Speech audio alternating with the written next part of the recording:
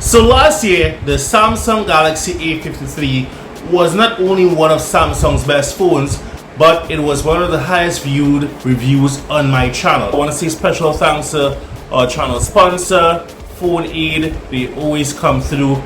I'm Stefan for 868 Tech TV, and this is my review of the Samsung Galaxy A54.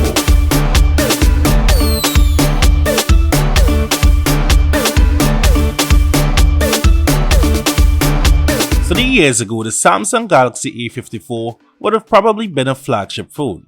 Its boxy shape is protected by Gorilla Glass 5 on the front and back, and it's wrapped in a plastic frame. All of this with an IP67 dust and water resistance rating. The A54 copies its design from the recently released S23 series. This means that the camera bump is gone, and the cameras are all now housed in their own individual rings. The phone does feel hefty in the hand thanks to the glass front and back, as well as a large battery, but that's nothing to complain about. After all, you're getting a near premium phone for less than half the price. One of my biggest gripes with this design is the glossy back. It is a fingerprint magnet, and because it's so smooth, it could easily slip out of your pocket or slide off of any smooth surface. The layout is similar to nearly all Samsung phones, with the buttons in the same spot and the speaker grill on the bottom next to the USB Type-C port, but the SIM tray is different on the A series. You can either have 2 SIM cards or a SIM and an SD card for expandable storage. If it's one thing Samsung does right, is displays, and the display on the A54 does not disappoint. From the stellar, accurate colors to the smooth 120Hz refresh rate, which at least dials down somewhat to save some battery life. Viewing angles are great for all scenarios, whether you're reading, surfing the web, scrolling through social media, or consuming content. They've even increased the peak brightness, so when you're in direct sunlight, it shouldn't be too difficult to navigate your phone. This is also one of the few mid-range phones with a fully functioning and customizable always-on display, which is not something to be taken for granted. Sound quality from the Galaxy A54 is actually pretty good. I usually do a test where I take a bath and have my favorite podcast playing while under the shower, and I could easily hear my podcast without any issues. There is also a decent amount of bass even at maximum volume. Of course, that should be expected with Dolby Atmos on board. So, while streaming your favorite music, series or playing games on your phone, you can immerse yourself without having to connect your wireless earbuds, though with Bluetooth 5.3 on board, you won't have any issues in that department.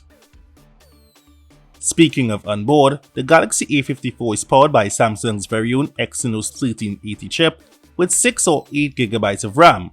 I had the 6GB version. My biggest issue with the A53 last year was in performance, particularly day-to-day performance.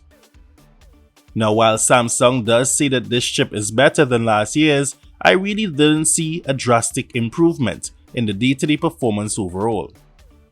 Coming from a flagship phone, I did expect to notice the difference, the slight lag when opening apps, or just a general delay in responsiveness, but Samsung really needs to up their game. If you're a light to moderate user, you won't have any issues at all, but if you're expecting to push this phone to its limits with multitasking and running heavy lifting apps, you will definitely feel it. Once again, while day-to-day tasks can trip up this phone, gaming seems to be a breeze.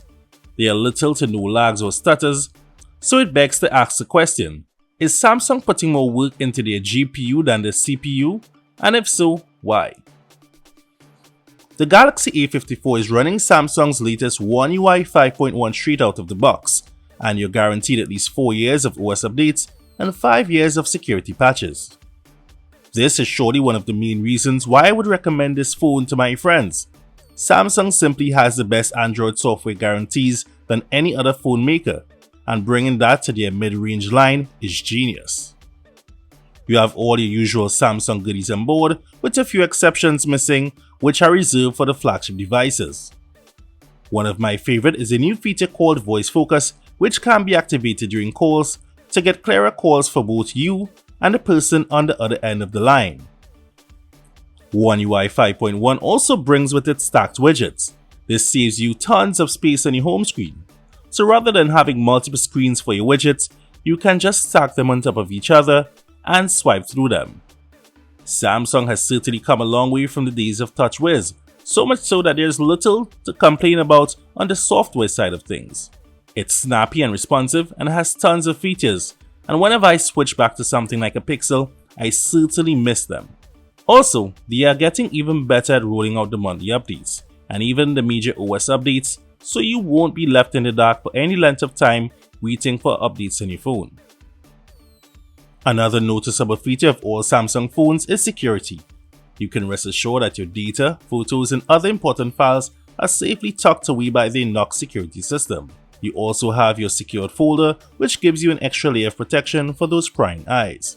There are 3 ways you can unlock your phone. You can swipe up and put in your pattern or your PIN. You can use a much less reliable and certainly not as secure face unlock, if you're in good lighting that is. But I suggest using the lightning fast and always reliable optical fingerprint reader. It takes a few hundred milliseconds longer than an ultrasonic, but it's fast and secure. Definitely one of the best in this price point. Like all other Samsung devices, you won't get a charger in the box. With the official Samsung 25W adapter from our sponsor PhoneAid, I was able to charge the A54 from 0 to 55% in 30 minutes, and the full charge took just under 90 minutes, which isn't too bad considering there's a 5000 mAh battery in this phone. While I would have liked to see faster charging speeds, the one thing I really wanted to see most was wireless charging. I do hope that this is something Samsung can include in the next iteration of the A50 series. Battery life is quite good, and I'll say it's just slightly better than last year with the same battery capacity. It will last you all day and then some with light to moderate usage, and should get you at least to bedtime if you're a bit heavy-handed. The camera setup on the Galaxy A54 is almost identical to last year's A53 lineup, with 2 main differences. 1, they got rid of the useless depth sensor, and 2, they've improved the main camera. There's a slightly lower resolution 50 megapixel main camera, down from last year's 64 megapixel, but megapixels don't tell the whole story, as this is a better sensor overall. You will find the same 12 megapixel ultra wide, a 5 megapixel macro, and the same 32 megapixel selfie camera. In daytime, you get the usual punchy photos that Samsung phones are known for, full of color, contrast, and high dynamic range from the main and ultra wide cameras. Portraits are great with good subject separation and realistic blurred background. One area where I felt the A53 struggled last year was in the 4K video department, and this year with the new chipset, they've really improved the quality. 4K video is smooth with great HDR, popping colors, and lots of details. Even the same can be said about the ultra-wide lens, albeit little less clear when it comes to the details. There is also super steady mode on board, but of course this is capped at 1080p. Another area where there were some clear improvements over last year's A53 is in low light photo and video. Last year, taking a photo or video in the night rendered your content unusable. But I'm happy to report that this year the quality is much better, with night mode making some slight improvements here and there. The selfie camera is the same as last year's and produces very similar if not marginally better results when it comes to portraits and videos. So this is 4K 30 from the front facing camera, Samsung Galaxy A54. So there you have it, there's my full review. In conclusion, I would say the A54 is a minor upgrade. Now I think the cameras have gotten better. The 4K video footage is excellent, but in terms of performance, the day-to-day performance, now coming from a Pixel 7 Pro, you can definitely feel the sluggishness. You can feel the difference in what a flagship phone and a mid-range phone feels like. I mean, that is to be expected with the price you're paying, but you know, you're just feeling it a bit too much. I remember I went on vacation with the Redmi 10 Pro, and that was last year, an entire year after it was released, and that phone was still very smooth. It was using a Snapdragon chip, so I'm not sure if it is this Exynos chip that is holding back the phone once more when it comes to day-to-day performance. It's still not quite there with some of the competition in terms of just reliability and speed. The 120Hz does make things seem a bit smoother, but you just feel that yes, it is a mid-range device, even though it's slightly upper tier mid-range. Alright, so you've checked out the review, you've seen the video, the photos. Let me know your thoughts on the Samsung Galaxy A54.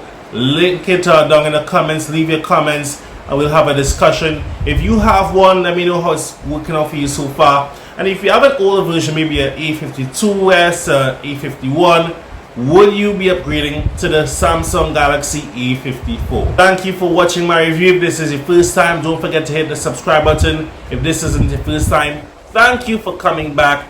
And of course, I got much more for you coming very soon. Special thanks once again to Phone Aid for sponsoring this video. We're going to have lots more collabs coming very soon as well. Don't forget to hit the like button and share it with your friends. Until the next one, I'm Stefan for 868 Tech TV. Be safe everyone, be safe.